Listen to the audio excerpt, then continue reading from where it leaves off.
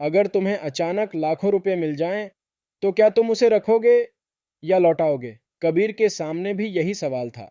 कबीर एक छोटे से गांव में रहने वाला लड़का था। उसका परिवार बहुत गरीब था। उसके पिता कई महीनों से बीमार थे और काम करने लायक नहीं रहे थे। घर का सारा खर्च उसकी माँ के छोटे मोटे कामों से चलता था। कई बार घर में ऐसी हालत हो जाती कि 2 वक्त का खाना जुटाना भी मुश्किल हो जाता। कबीर पढ़ाई भी करता था और साथ साथ शहर में छोटी मोटी मजदूरी भी कर लेता था ताकि घर की थोड़ी मदद हो सके। हर दिन वह शहर जाने के लिए सुबह की लोकल ट्रेन पकड़ता था। ट्रेन में हमेशा बहुत भीड़ होती थी। लोग जल्दी जल्दी सीट पकड़ने की कोशिश करते। एक दिन शाम को काम खत्म करके कबीर थका हुआ ट्रेन में बैठा हुआ था। ट्रेन धीरे धीरे स्टेशन से चलने लगी। कुछ देर बाद कबीर ने अपने पैरों के पास देखा तो उसे सीट के नीचे एक बड़ा सा काला बैग दिखाई दिया। शुरू में उसने सोचा कि शायद किसी यात्री का होगा। उसने आसपास बैठे लोगों से पूछा, क्या ये बैग आप में से किसी का है? लेकिन किसी ने भी उस बैग को अपना नहीं बताया। अब कबीर थोड़ा हैरान हो गया। ट्रेन अगले स्टेशन की तरफ बढ़ रही थी और बैग अभी भी वहीं पड़ा हुआ था। आखिर उसने धीरे से बैग को उठाया। बैग काफी भारी था। उसका दिल तेजी से धड़कने लगा।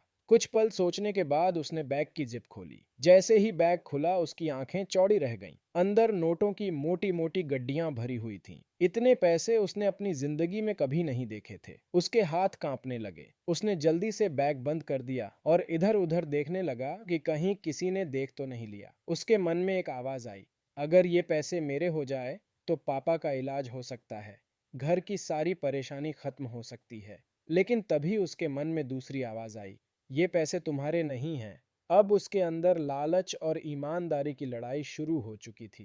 पूरे रास्ते वह बैग को देखता रहा। ट्रेन की आवाज और लोगों की बातें जैसे उसके कानों तक पहुंच ही नहीं रही थीं। तभी पास वाली सीट पर बैठे 2 आदमी आपस में बात कर रहे थे। एक आदमी बोला, सुना तुमने, एक आदमी अपनी बेटी के ऑपरेशन के लिए पैसे लेकर जा रहा था और ट्रेन में उसका बैग खो गया। दूसरा आदमी बोला, अगर वो पैसे नहीं मिले तो उसकी बेटी का ऑपरेशन नहीं हो पाएगा। ये बात सुनते ही कबीर का दिल जोर से धड़क उठा। क्या ये वही बैग हो सकता है? अगर ऐसा है तो किसी की जिंदगी इन पैसों पर टिकी हुई है। उस रात कबीर घर पहुंचा लेकिन वह पूरी रात सो नहीं पाया। बैग उसके सामने रखा हुआ था। वह बार बार बैग को देखता और फिर अपने बीमार पिता को। कुछ पल के लिए उसका मन डगमगाया। उसे लगा शायद भगवान ने ही ये पैसे उसकी मदद के लिए भेजे हैं। लेकिन तभी उसे अपनी माँ की बात याद आई। उसकी माँ हमेशा कहती थी, बेटा, जिंदगी में चाहे कितनी भी मुश्किल आए, कभी किसी का हक मत लेना। कबीर ने गहरी सांस ली और उसी पल उसने फैसला कर लिया। अगली सुबह वह बैग लेकर सीधे रेलवे स्टेशन पहुंचा।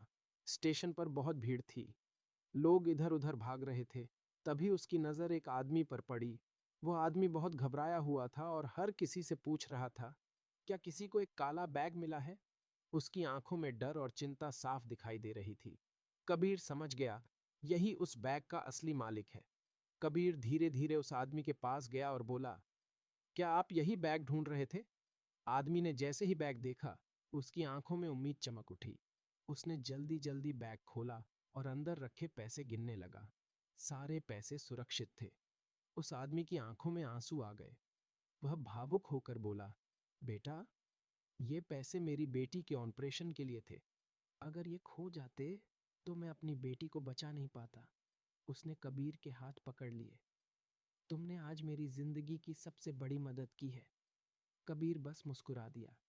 उसने कहा, ये पैसे आपके थे, मैंने सिर्फ उन्हें वापस किया है।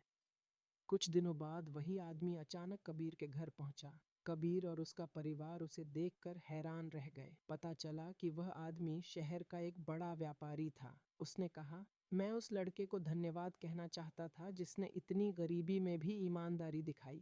उस आदमी ने कबीर के पिता का पूरा इलाज करवाने की जिम्मेदारी ले ली। साथ ही उसने कबीर की पढ़ाई का खर्च भी उठाने का वादा किया। कबीर और उसका परिवार खुशी से रो पड़े। उस दिन कबीर को एक बात समझ आ गई, अच्छे कर्म कभी बेकार नहीं जाते। कभी कभी उनका फल देर से मिलता है, लेकिन मिलता ज़रूर है। और उस दिन के बाद कबीर को कभी यह पछतावा नहीं हुआ कि उसने उस दिन लालच को नहीं चुना, क्योंकि उसने सही रास्ता चुना था और सही रास्ता ही आखिरकार उसे खुशियों तक ले गया।